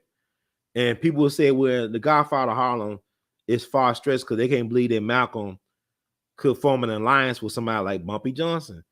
And I'm telling you, Bumpy Johnson knew Malcolm when he was Detroit Red. You got to think about Harlem ain't that big, you know what I'm saying? And Malcolm was in their life, so he wouldn't know of a Bumpy because Bumpy been in Harlem for years. He been back during the Prohibition days. You remember Bumpy Johnson helped take on Dutch Schultz for Madame St. Clair, you know. And you see the movie Hoodlum. That was a pretty good movie, but it was not historically accurate. But it was accurate in the fact that you did have a war going on between the black gangsters and the white gangsters, in particular a Jewish gangster named Dutch Schultz. That really did happen. But some of the stuff in the movie was not based on historical fact. It's historical fiction. Like Godfather Harlem is a work of historical fiction. Like people don't know Malcolm X used to be a dishwasher at Jimmy's Chicken Shack. Him and Red Fox, the great comedian, used to be dishwashers at Jimmy's Chicken Shack, the same place where Yardbird Parker would play his jazz and eat chicken. Yardbird Parker played at Jimmy's Chicken Shack and he loved eating that chicken. Finger looking good, you know. So if you go to like Gil Noble TV show, Gil Noble is a very important black media pioneer. He had the show in New York called Like It Is. This called Like It Is, y'all. Y'all New York people, y'all gonna say Ron get it wrong and correct me in the comment section. But I just like I do all this. I look at all these people talking and just talking, and y'all love it. So let me just talk, and I might get some things wrong, but there's some facts somewhere in there. There's facts in there. You could just take a look. It's all online. But it was a show called Like It Is. Gil Noble did. one of the longest running community TV shows, I guess, in New York public television history, I believe. I'm not sure, but Gil Noble passed on. He's a righteous ancestor or ancestor. But he talked about how in an interview he did before he died, how he was afraid of Malcolm X when he was alive. Like he would see Malcolm speaking out in the street, he would walk the other way. And he could recall with some of his white friends would come into New York and they'll be near Malcolm, and he tells his friends, let's go somewhere else. And then the white friends say, no, we want to hear what Malcolm got to say. We're intrigued by what Malcolm got to say. So Gil, it wasn't after Malcolm died that Gil Noble realized who Malcolm really was. And so to his credit, he dedicated his career to exposing the truth about Malcolm X legacy, as well as what happened to brother Malcolm, who actually did Malcolm. I mean, he actually interviewed a whole bunch of people, family, friends, foes. He got this all on tape. And I remember some of Malcolm's friends, like some of his chief lieutenants, I don't think they were necessarily Muslims, but they was like, Malcolm had two groups at the end of his life. He had the Muslim Mosque Inc. that he founded for the followers of Minister Elijah Muhammad, who left the nation. They wanted to follow Malcolm, but they wanted to still practice their religion a certain way. So he had Muslim Mosque Inc. And he also had another organization more secular and political, the Organization of Afro-American Unity, which was based on the Organization of African Unity over in Africa, because Malcolm made some connection and formed some important strategic relationships with folks in Africa. So one of his lieutenants talked about how Bumpy Johnson did offer Malcolm protection. He did offer Malcolm protection, but Malcolm turned him down. Just like it was weird that Malcolm would not allow his followers to do security, to check people. He didn't allow that at his speech at the Audubon. He allowed people to come in without being checked by security. That was a mistake. But I think Malcolm knew he was a marked man. Because what people don't understand, everywhere Malcolm went, he was being harassed. Like he'll go to L.A., leaving the airport. You got cars of people following him in L.A. from the airport. You got people that approach him in groups trying to beat him up, him and his followers. So Malcolm had all this going on against his person. So he knew his days were numbered. And they try to poison him, food poison him over in Africa and places like that. And they dramatize it in The Godfather of Harlem, how he almost died from food poisoning. He had to get his stomach pumped. So they did that a couple of times to Malcolm. So there's a lot there. But what I like about the show is that it shows some of the things that Malcolm went through with his own people. But it's dramatized. Now, don't look at this as this is historical fiction. This is not a history lesson. This is it's not a historical fact. It's historical fiction. But historical fiction is based on historical facts. But it's dramatized. It's Hollywood. So don't trust that they're telling you the gospel truth about anything. But what this show does beautifully, it shows you the government involvement in the death of both Brother Malcolm X and also bringing drugs into our community. It's like when I go back with Dick Gregory, if y'all know anything about Dick Gregory, he had a problem with the Black Panthers, in particular the West Coast faction of the Black Panthers. He had issues with Huey P. Newton and Eldridge Cleaver, but he also respected Fred Hampton, because Fred Hampton to him wasn't no thug, because Fred Hampton was actually doing community things. Like he was, give free health clinics and free breakfast programs, sickle cell testing. Just watch Fred Hampton. I'm talking about the movie. Movie was all right for what it was, but Black history fact is better than Hollywood fiction. There is actual footage of Fred Hampton talking about organ harvest and how these hospitals, they'll kill Black people on purpose and take their organs and sell on the black market. This is Fred Hampton talking about this back in the late 60s, and it's on tape. You can find this online somewhere. And like this man was just 21 years old, and they knew what they was doing when they got rid of Fred Hampton. So they started watching Fred Hampton at 14. Like I said, his mama used to babysit Emmett Till. His mama, Fred Hampton's mom, used to be Emmett Till's babysitter. So you start thinking about all this stuff, right? How everything's connected. Connect the dots. Think about, in Godfather of Harlem, talking about the French connection. Y'all know that Lucky Luciano, the father of organized crime, of modern mafia, he was a government snitch. People want to say what they want to say, but he was snitching too. He no different than Sammy the Bull Gravano, he snitched a guy out of prison. Lucky Luciano did. And he helped traffic drugs into America. They deported him to Italy, but Lucky Luciano still was involved in the drug trade, and the government was involved in the drug trade.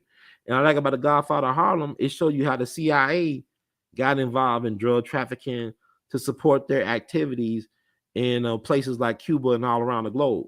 That the CIA are the biggest drug traffickers in America. It's not Bumpy Johnson. It's not Frank Lucas. It's not Nicky Barnes. It's good old Uncle Sam. So it shows all this, and it give you names of actual people like William Harvey. Look up William Harvey, the CIA guy. Now they got a big fat white dude play him in season 3, but he's a real guy. I never knew about Jose Battle until I saw The Godfather of Harlem.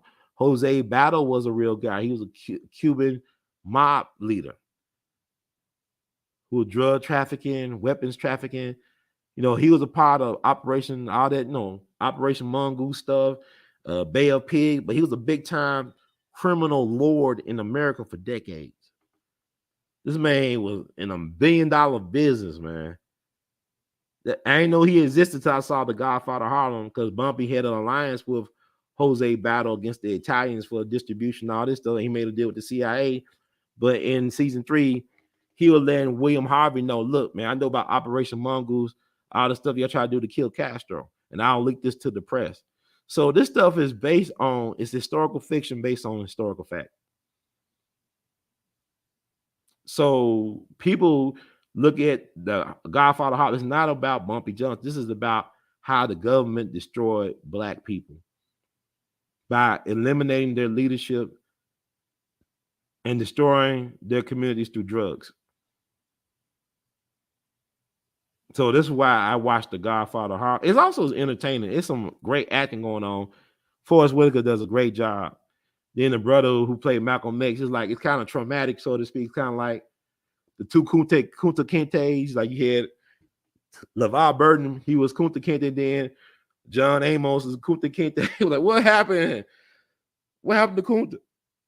It's like what happened, man? What happened to Kunta, man? No, anyway, but the second dude that played Malcolm X does a good job as well, too. But I kind of feel in the first guy, but they both do their jobs. But my problem with, I'm gonna tell you why this is historical fiction. It's not even historical fact. Like the problem with even the assassination scene, right? Betty Shabazz, the lady that played Betty Shabazz, you could tell she's not pregnant. And they only have 2 of Malcolm's 4 daughters shown in the assassination scene. Like throughout the whole show, Malcolm had 4 daughters and he had twins on the way. But in the show, at the Audubon, they only show 2 daughters. And Betty is not pregnant. So that's why I say you can't watch this and say, this is historical truth. No, it's historical fiction. And like Picasso said, art is a lie to make us realize truth. And it's worth watching. And there's a couple things you can read, like Mamie Johnson, Bumpy's widow, lady who plays Mamie, she should win an NAACP Image Award. She does a great job. Giancarlo Esposito does a great job as Adam Clayton Powell Jr. To me, I don't like. See, my thing, he's short though. He's like a leprechaun. I mean, he ain't that short, I don't think. But Adam Clayton Powell Jr. was like 6'3", and he was very fair skinned. Like if you look at Adam Clayton Powell Jr., you couldn't tell he was a Black person. Matter of fact, at one point when he was in college, he was passing for white, and then he got caught. Then he started something Black. Like they will say that when he was in DC as a congressman, he will find the darkest person in the room and go to that person and hug them and embrace them. Because he chose to be Black. Like he said, I'm gonna embrace this Blackness. I was trying to get away with it, even dating some white women. See, all the civil rights leaders, they dated white women. Malcolm X used to mess around with white women when he was the criminal. Dr. King was gonna marry a German cafeteria worker at one of the seminaries before he married Coretta. Marcus Garvey had a white female playmate growing up in Jamaica. James Farmer married to a white woman. Ain't James Farmer, was he married to a white woman? I know James Foreman was married to a wealthy white woman, like one of them Rockefeller, Rothschild type of white women. He will marry James Foreman. Was James Foreman married?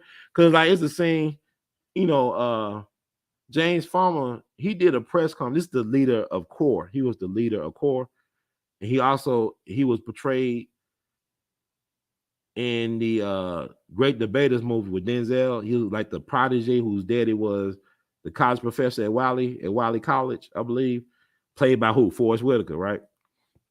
But James Foreman, I remember seeing a press conference he did after Malcolm got killed.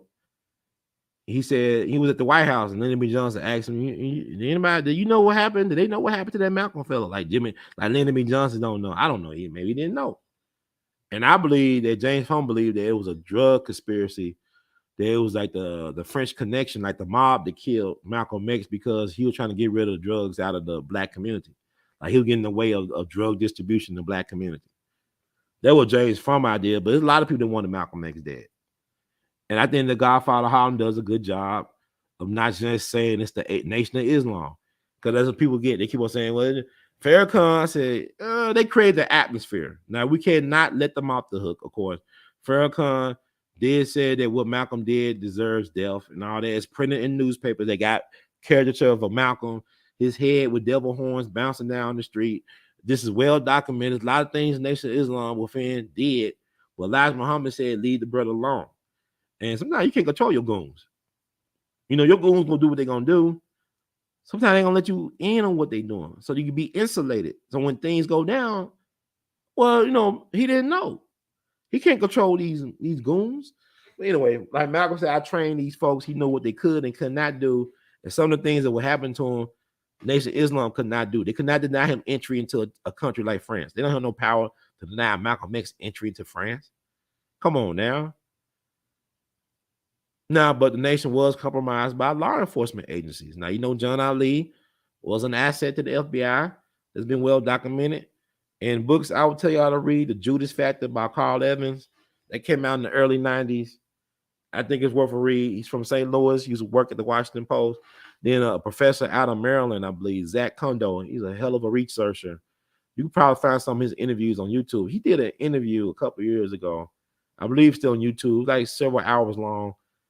And he gives you so much information about all the things happening around and to Malcolm in his last days. He does outstanding research into the mechanisms that got Malcolm assassinated. And I hope that Benjamin Crump and his team would take advantage of somebody like a Zach Kondo and people like that can help them lay out really the whole thing. It's been laid out, you know, it's coming. It should be.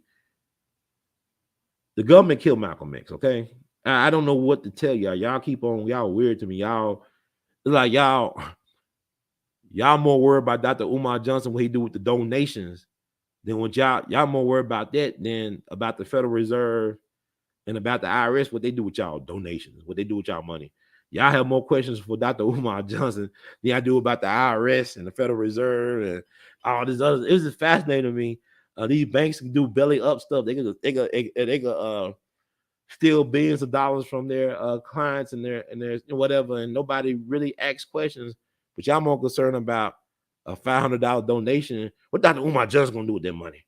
I don't really care what he does because people gave it to him, whatever for whatever reason. That's their business. That's his business. But I see a lot of people that. But then with Malcolm, it's all around you. The government was involved in this, but I just think that. Stop looking at this as a history lesson. Because I remember I was in high school.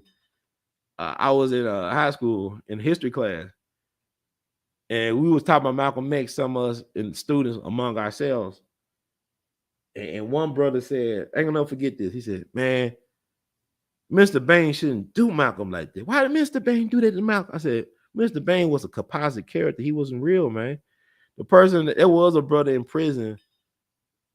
His name was Bimini or something, some name. He was a light-skinned dude with freckles, right? He encouraged Malcolm to get on the prison debate team because he was a brilliant criminal. He was a intellectual. He's a brilliant guy. He actually existed. And I wish they would have just had that character, the actual person who befriended Malcolm in prison and help him on the debate team. Why not actually show that person it is? Because really it was Malcolm's family They got him to convert to Islam. His sister Ella and his brothers and sisters, they got him to get into Islam, into the Nation of Islam in particular. Was no Minister Baines, but now was a brother in prison that was a big influence on him to develop his intellectual prowess. They should have had that brother. See, it's like the real story is more powerful than how you gonna have the Malcolm X movie without Farrakhan in it. That was his number one protege, Farrakhan. You know, Farrakhan from Roxbury. Malcolm's sister Ella lived in Roxbury. Malcolm spent time in Roxbury. After Malcolm left Temple Number 7, Farrakhan came up with Temple Number 7. Now, what I like that I wasn't aware of, Barbara Walters, and y'all, you know, I don't have a problem with Barbara Walters. She did her job. She understood the assignment. She was an internet troll before there was internet, okay? But she was good at what she did. She got the answers. She actually asked Farrakhan point blank, where was you at when Malcolm got killed? I love that she did that. She said, where were you? She didn't say it like that, probably. She's, you know, it's online. Take a look, it's online. She said, where were you when Malcolm got hit? I'm saying like that. And he said, well, I was over there at Mosque 25 in Newark. Thank you. Because, like, y'all look at that Netflix documentary, it to me got holes in it. You know what I'm saying? Because dude was talking to John Ali, left him off the hook. He didn't ask him about him being FBI. What was your relationship with the FBI? He just let that dude off the hook. Then he helped get some guys exonerated. I don't think they all innocent. I think they had a part in helping to create the atmosphere that killed Malcolm X. You know, people, they innocent. They're not innocent. I remember when Dick Gregory said, they said we had information that could have got them guys out of prison early. Well, I said on it because they're guilty of helping get Malcolm killed. They're not exonerated. You know, y'all people weird, you know, but y'all blame Nation of Islam, NYPD. Now, Malcolm's chief bodyguard, Eugene Roberts, was undercover bossy NYPD, but that's counted as COINTELPRO. So, like, when you say, well, the Memphis Police Department killed King, it was elements within the Memphis Police Department that was involved in the assassination of King. Yes. But did the whole Memphis Police Department, were they in on it? No. It's like, I'm going to say this, I'll be repeating myself, but why not? You know, they're going to kill Dr. King in Louisville, Kentucky. You know, Breonna Taylor, that name Breonna Taylor, what's that girl name that got killed by the police? They said Louisville police were going to kill Dr. King because, you know, A.D. King, Dr. King's brother, had a church in Louisville. But it was a white police officer on the Louisville police force that told the press or blew the whistle, said there's a plot within the Louisville police department to assassinate King. And then the people from the Louisville police department said, oh, we're just joking around. We're just joshing around. We didn't mean anything about it. When they own exposed them. Okay. They wanted to get Dr. King of Los Angeles, but they got Bobby Kennedy there instead when he was running for president. So who are today? I'm talking about, who do you think? If the gun that killed Dr. King could be traced back to the FBI as far as chain of possession, who would they be? Who they be, child? Who they be? Who do you think I'm talking about? So that is why. Because a lot of people don't read no books. We don't want to talk to no elders. Check out the GODfather of Harlem and begin your journey. Like I said, I tell you people, Zach Kondo, Carl Evans, and some other folks, but those people come with Zach Kondo and people that in the comments say that they'll be educating you, educating me. It's stuff I be sitting on because, like, this is weird to me. Like, I'm out here, like, you know, you don't understand who it is, be me. Like, I'm vacuuming people floor. They know I'm Brother Ron. I love how you do and da da da da. So, yeah, I bet you never gave a donation though. You don't care enough. You know, as far as entertainment for a lot of y'all, to me, this is my life. That's why I don't feel the need to always go live with it. But check out the GODfather of Harlem. It's entertaining. And also, I'm into mob histories. Like, you want to think about another thing, you know, Bumpy Johnson, his main nemesis in the Harlem GODfather. GODfather of Harlem is Vincent the Chin Gigante. Now, Vincent the Chin has a daughter named Stella in the show. Stella is the love interest of his of a nemesis of Vincent the Chin Gigante, Joe Colombo. Joe Colombo Vincent the Chin Gigante are real people, but Stella is not a real person. Vincent the Chin Gigante did have children, but they were not of that age during that time of Bumpy Johnson. He didn't have no grown kid at that, he didn't have nobody at that age. He has daughter. He has several children. But he had nobody of that age that could have been a Stella. That's what I'm saying. You can't go by what you see on Godfather of Harlem and say, this is a gospel truth. Joe Colombo is an interesting person in himself. You know what I'm saying? Joe Colombo was an Italian-American civil rights activist for Italian-Americans. He made sure that the producers of Godfather movie did not put the word mafia in the movie. The mob got rid of Joe Colombo doing an Italian-American civil rights rally. They sent a black dude to kill him. They killed the black dude on the spot. This is why but people think it was Vincent Gallo, Crazy Joe. They did it because Crazy Joe was known for working with black gangsters. He had no problem working with non-Italians doing criminality.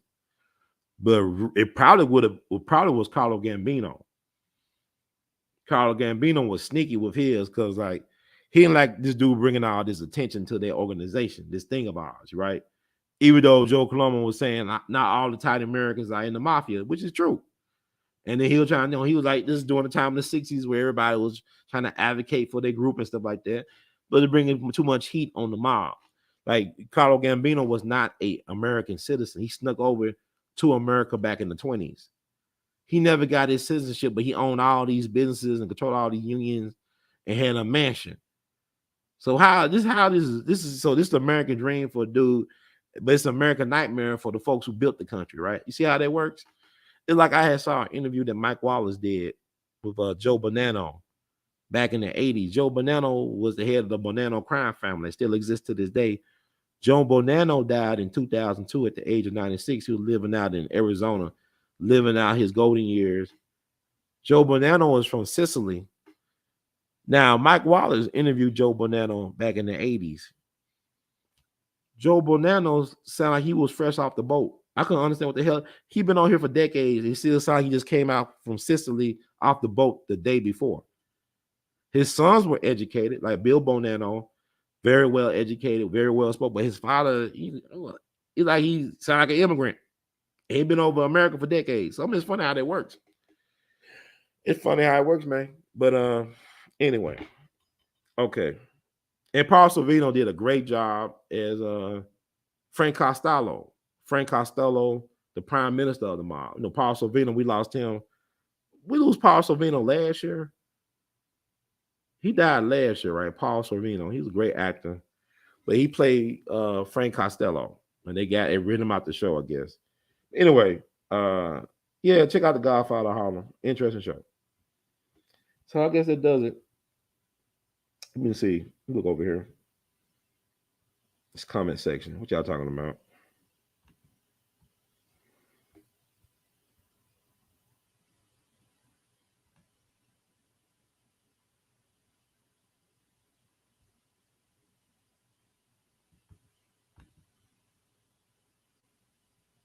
Thank you for tuning in, Sister Marcia. We love you, man. No, man. Elements within the nation. It wasn't the nation, but it was the nation, the government. It was the government. We got to put the blame where blame is due. Y'all make it like, I wish we had that type of whatever y'all think we got. We don't have it like that. Even the boule, the boule is not in service of the black race, is in service of their masters. Guess who the masters of the black boule are? Can't serve two masters. No,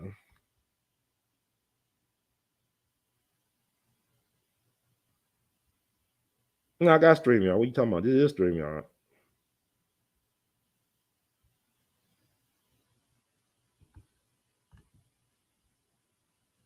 You're going to be waiting for a long time because our people are not interested in making movies like that. It's going to take some white folks to make a Khalid Muhammad movie. We don't even got a Marcus Garvey movie. And Marcus Garvey been dead since 1940. Barely got a Malcolm X movie. Malcolm X wife, widow, Betty Shabazz, she sold his life rights to this Hollywood producer named Marvin Worth. I'll say back in the 70s for a little bit over $100,000. So that's the movie that Spike Lee even ended up making in the 90s. But even the Hollywood studio didn't want to give him enough money to make the movie. So he reached out to people like Bill Cosby, Oprah Winfrey, Michael Jordan, Magic Johnson, Janet Jackson. Black celebrities helped finance Spike Lee movie or biopic on Malcolm X. And it's a classic, but it's flawed because it distorts the historical narrative of how Malcolm became Malcolm. Even though Denzel did what should have been an Oscar winner performance for Malcolm. But they gave it to Al Pacino, Son of a Woman. Al Pacino should have won for portraying Michael Corleone in the Godfather series. So that's what Hollywood, the Oscar is not about really always the best performance of the year. It's about sometimes we making up for what we didn't do in the past. It's trying to right a wrong from the past. It's politics, like a lot of things.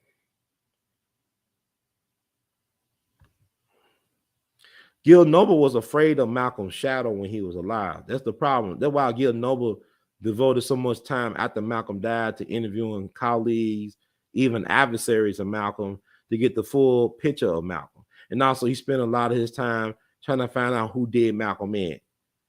So now that's the reason why we don't have no interview with Malcolm from Gil Noble. He was afraid of him. And also, it's another brother down in South Carolina. They had an amazing show back in the day. Lesterville Middleton. I think his name Lesterville Middleton out of Columbia, South Carolina. He had an amazing public access show. He interviewed some of the finest black minds of our time. Anybody you could think of from the last 40 or 50 years he interviewed, he passed on too. He's a righteous ancestor star now.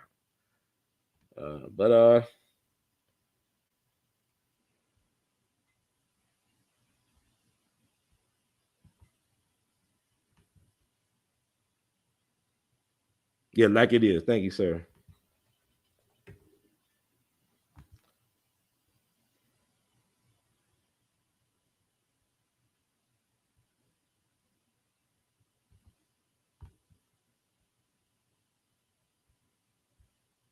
Well, they might still got 2 more seasons of GODfather of Harlem. They might introduce Frank Lucas, but if you read Mamie Johnson's book, she was saying Frank Lucas overstated his importance. Now, I would say Frank Lucas was a braggart, but he was a figure of his time. But I actually interviewed a guy named Ike Atkinson, Ike Atkinson, who was from North Carolina, like Frank Lucas and like Frank Matthews. He was known as Sergeant Smack. He was a Marine, but he was the one that was actually bringing in the drugs that Frank Lucas took credit for. In the movie American Gangster, they say they were bringing in the drugs to the coffins or the corpse of American GIs, dead GIs from Vietnam. And Ike Atkinson, who was a proud patriot and a military veteran, he took offense to that. He said what they did was they were bringing in the drugs from the Golden Triangle through teakwood furniture. They had a guy who made furniture for them, and they put the drugs in there and they brought it into America. So like that, Ike Atkinson got a book called Sergeant Smack that was co-written by Ron Chepsick. Ron Chepsick is a prolific true crime author. He got his own podcast too that you could check out. But it's so many people, Frank Lucas, whatever. Frank Lucas overstated his importance. But if you just read Mamie Johnson's book, as far as his relationship with Bumpy Johnson, according to Mamie Johnson. And there's a picture of, Mamie Johnson got her memoirs, and she got a picture of Bumpy Johnson getting into a car with a guy. I forgot. I think his name was Flash. His nickname was Flash. I think that was the guy that Frank Lucas kind of modeled himself after, according to Mamie. Let's read it. Mamie Johnson's dead, but she wrote her memoirs, so that's good. It's so many guys. I mean, people talk about Nicky Barnes, but how many people really talk about Guy Fisher? How many folks hip to Guy Fisher? That's a black man who actually owned the Apollo that Nicky Barnes ratted out on. I think Nicky Barnes did, but he was a. Thank you, Sister Betty. We love you madly. Appreciate you as well for the Cash App donation. They come in handy, but it's so much stuff out here, man. Like, read up on Guy Fisher. There's a lot of those cats out here that were solid guys, and according to their peers, Guy Fisher at one point owned the Apollo. I don't know if he's still alive. I don't know if he's still in prison. But this is like Nicky Barnes. He brought down a whole organization. You know why? Because his wife was screwing around. The only reason he brought down the whole organization, he broke the code because his wife didn't want to be with him. She was screwing around. So that's how it be.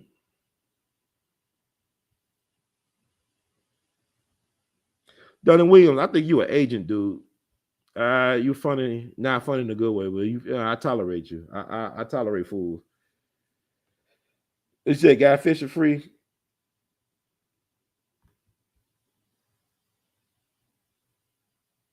Okay, I'm good for Guy Fisher. He's ain't gonna stand up, dude.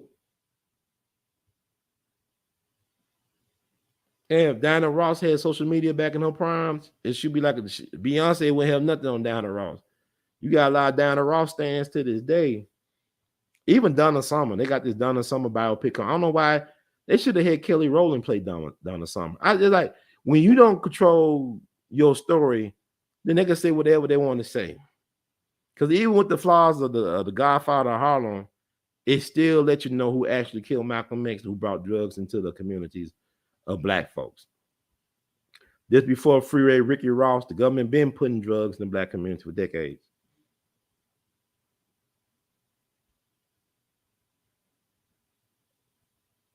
I said,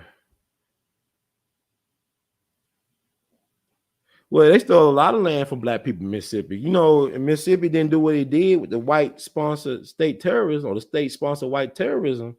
Mississippi would have had several black governors and a whole bunch of U.S. senators that were black from Mississippi. Now, our Mississippi guy is Benny Thompson.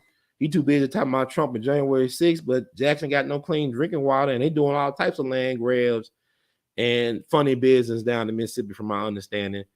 But this is a never old story. Like I tell people about Robert Johnson, his stepfather owned a whole bunch of acres of land down in Mississippi, and they ran him away. He ran out of Mississippi with his life, left all that land unclaimed behind, and moved to Memphis.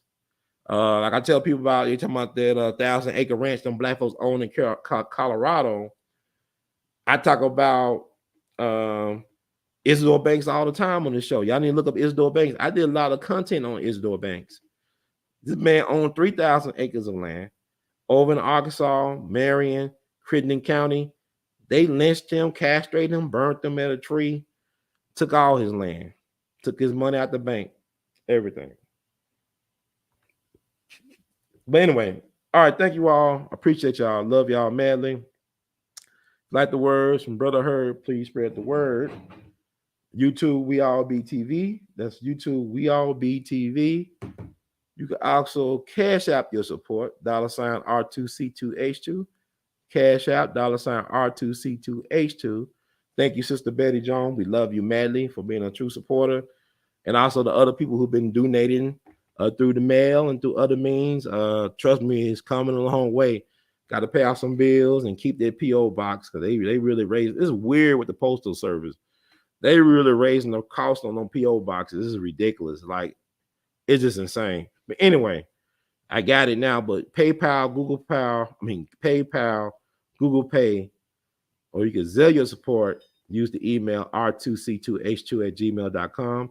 That's r2c2h2@gmail.com. You can Venmo your support at r2c2h2, at r2c2h2. You can even Apple Cash it. 901-299-4355. 901-299-4355. Could buy art of his art. I got to update my website, but you can buy some of this art. r2c2h2.com. That's r2c2h2.com. You even wear art of his art. Come on, I'm all shook up shirt on. If you're on YouTube, go below the description box. Access our official Teespring shelf. Show some of our latest designs. Also, right now, get buy shirts 16% off for March Madness. 16% off the t-shirts and other things. And to read this disclaimer, I'm gonna let y'all free like Cinque, all day, every day. People talking about some pseudo and stuff. Well, I don't have a call in, so you can just donate my show with like same old. What are you gonna teach me that I don't know? I might do a call in, but I'm gonna ask people that you call in, you can donate, because that means more time on the air. But I don't know problem here. There's a lot of intelligent people that listen to the show. Shout out to the intelligent people that listen to the show, that add to the dialogue, and also give me stuff to talk about. Okay, disclaimer: the views expressed by hosts and guests on the We All Be TV platform are not the official views, opinions, beliefs, or perspectives of We All Be News or the We All Be Group Incorporated. We All Be News is an organization that thoroughly believes in supplementing the information narrative that is usually supplied by the corporate news entities with those viewpoints and expressions which may be marginalized or ignored for a plethora of reasons. We are about informing the general public on alternative perspectives as it relates to news and information, and letting the general public be the ultimate judge and decide on how to use said information. Informed citizens are responsible citizens. Thank you for your support. Thank you all once again for taking time out your schedule to tune out, to tune in, to get in where you fit in with yours truly, Brother Ron. And we all be, because we all be in it to win it. And we love you madly, in the words of Duke Ellington. And also in the words of Brother Ron. Keep on producing and pushing. One love.